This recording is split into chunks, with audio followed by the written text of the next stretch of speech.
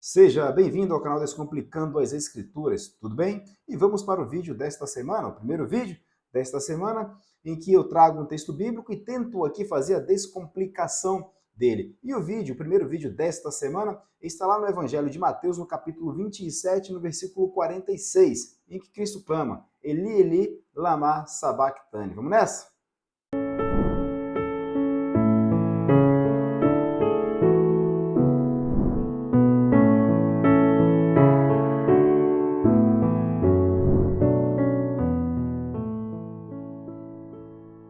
Pois bem, veja o que o texto diz. Lá no Evangelho de Mateus, no capítulo 27, no versículo 46. Por volta da hora nona, clamou Jesus em alta voz, dizendo, Eli, Eli, lama sabachthani. O que quer dizer, Deus meu, por que me desamparaste? O que isso significa? Lembrando que todos os versículos aqui, por mim interpretados, eles são feitos, ou a interpretação é feita à luz de uma contextualização canônica, ou seja, o fato de eu apenas ler um versículo não significa que eu estou interpretando a oração, as frases, as palavras contidas apenas nesse versículo lido. Não, a interpretação por mim feita é à luz de uma contextualização canônica, ou seja, toda a escritura, os 66 livros da Bíblia são observados e a partir então dessa contextualização do cânon é que a interpretação é dada para o texto, de modo que a chance de que a interpretação esteja equivocada, ela diminui drasticamente. Por quê? Porque a Bíblia, apesar do nome Bíblia, né, de Biblos, de vários livros, ou biblioteca, ela é um livro único, ela existe na Bíblia o que a gente chama de unicidade temática, né? E o autor, nós sabemos, é inspiração divina, é Deus inspirando o homem para que então escrevesse, tá bem? Então a interpretação aqui ela é feita à luz de uma contextualização canônica, tá? E a gente vai tentar entender esse texto exatamente à luz de outros textos. O que Jesus está aqui fazendo? Lembrando que ele está lá na cruz, pregado na cruz, cumprindo aquilo que o Pai ordenara que ele cumprisse, né? Porque Deus amou o mundo de tal maneira que deu seu único filho. Nós já explicamos esse texto aqui no canal, você pode encontrar aqui nos vídeos deste canal. Então Jesus está ali pregado na cruz e ele clama em alta voz, né? Eli, Eli, lema sabachthani. Deus meu, por que me desamparaste? Ou seja, ele está naquele momento sendo o receptáculo dos pecados daqueles que Deus elegeu. Mas ele está evocando aqui,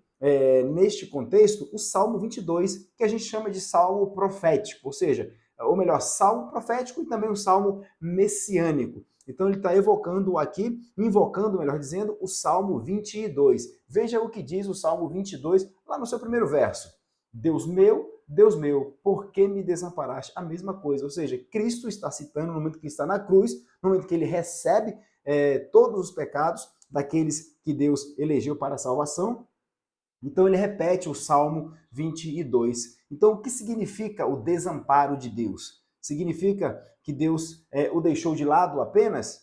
Significa que Deus apenas não quis ver o filho dele sofrer? Né? Alguns dizem isso, né? Deus olhou, virou, porque não queria ver o filho dele sofrer porque a dor era muita. Né? Então, assim, uma interpretação completamente fantasiosa, né? Porque não encontramos isso no texto bíblico. Mas naquele momento nós sabemos que Deus descarrega toda a sua ira em seu filho. Por quê? Porque ele então está na condição de pecador, é imputado a ele. Cristo não pecou, mas ele está na condição de. Por que ele está na condição de? Porque a ele foram imputados todos os pecados daqueles que Deus elegeu para a salvação. Então, nesse momento, Deus descarrega a sua ira em Cristo, fazendo dessa forma justiça, fazendo justiça.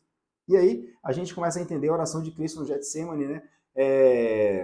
Pai, se possível for, passa de mim este cálice, né? O cálice da ira de Deus. E o próprio profeta Isaías vai dizer, lá no capítulo 53, no versículo 10, que a Deus agradou moê-lo. A Deus agradou moê-lo. Então nós percebemos que o abandono aqui é esse castigo de Deus sendo derramado na pessoa de Cristo. Mas essa ainda não é a ideia principal. Veja que Cristo invoca o Salmo 22, mas nós podemos continuar lendo o Salmo 22, que é um salmo messiânico, e eu quero ler apenas o versículo 6. Veja o que diz o versículo 6. Mas eu sou um verme. Mas eu sou um verme e não homem. pobre dos homens e desprezado do povo. Né? Um salmo messiânico, Cristo invoca esse salmo, porque Deus meu me desamparaste, e o salmo segue dizendo, mas eu sou um verme. Então Cristo está chamando a si mesmo de verme, de o opróbrio do povo. Ele está dizendo que ele é desprezado pelo povo e que todos zombam dele. É isso que ele está dizendo. Foi isso ou não foi isso que aconteceu no momento da crucificação? Então Cristo está chamando a si mesmo de verme. E a pergunta que fica aqui, onde é que os vermes transitam? Na podridão. O lugar de transição, o lugar onde os vermes circulam, onde os vermes transitam, é na podridão. Cristo transitou na podridão? Cristo, ele transitou no meio da imundícia?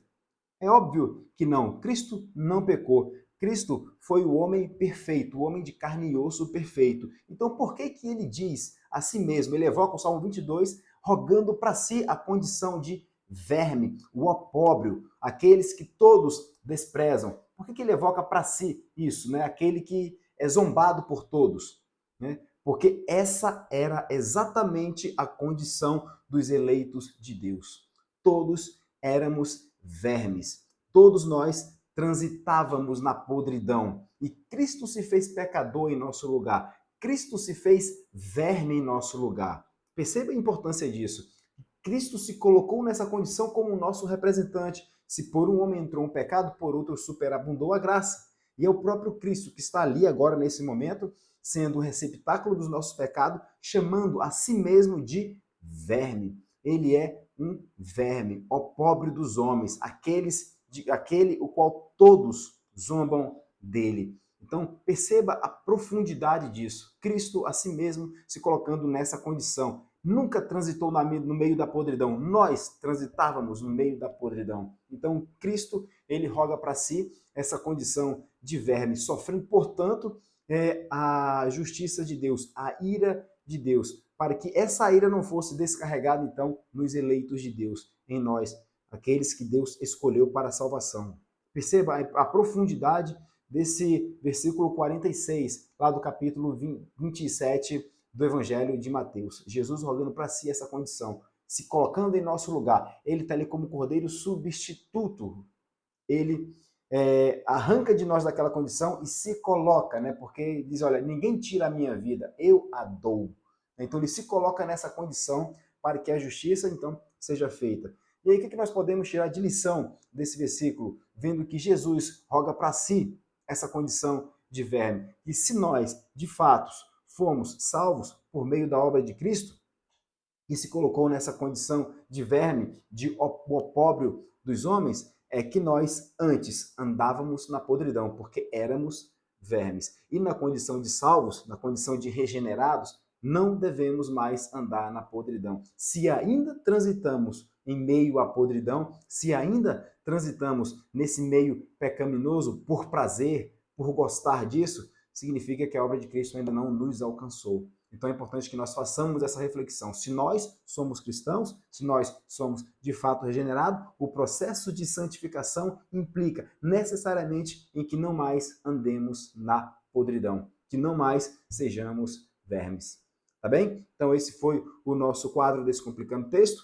Falamos aqui lá do capítulo 27 do Evangelho de Mateus, do versículo 46. Tá bem? Se você gostou, curte, comenta, compartilha. Se discorda também, fica à vontade. Pode aí descurtir, pode inclusive comentar aí o porquê você discorda dessa explicação, tá bem? E eu peço a você que você possa divulgar esse vídeo nos seus grupos de WhatsApp para que ele possa se tornar mais relevante, para que o YouTube possa entender também a relevância desse vídeo e indicá-lo que outros também assistam, tá bom? Eu faço um convite a você, se você realmente deseja financiar esse canal, ajudar no crescimento dele, você pode se tornar membro, e ao se tornar membro, você vai ter acesso aí a conteúdo exclusivo para membros aqui do canal, tá bem? Então, mais uma vez, fica com Deus.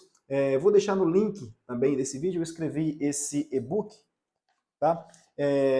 Tá na versão apenas de e-book, na versão digital, Educação Cristã, né? Um breve ensaio teológico sobre o verdadeiro sentido do termo. Eu estou trabalhando na versão impressa, vai ser um livro mais denso, alguns temas mais detalhados. Mas se você deseja também colaborar no crescimento desse canal, eu vou deixar o link desse e-book que eu escrevi e você vai poder ter acesso e dar uma perpassada aí pelo real sentido do que significa, na verdade, educação cristã, né? Muito diferente do que muita gente diz por aí, né? Ah, é a aplicação de uma cosmovisão. Ah, é trazer o cristianismo para a educação. Não é bem exatamente isso que significa educação cristã. Tá bom? Então, eu sugiro que você o adquira, é apenas R$ 9,90, você vai estar também ajudando o crescimento deste canal, tá bem? Então, que Deus abençoe a sua vida. Até o nosso próximo vídeo, se assim Deus quiser. Porque se Ele não quiser, certamente não acontecerá.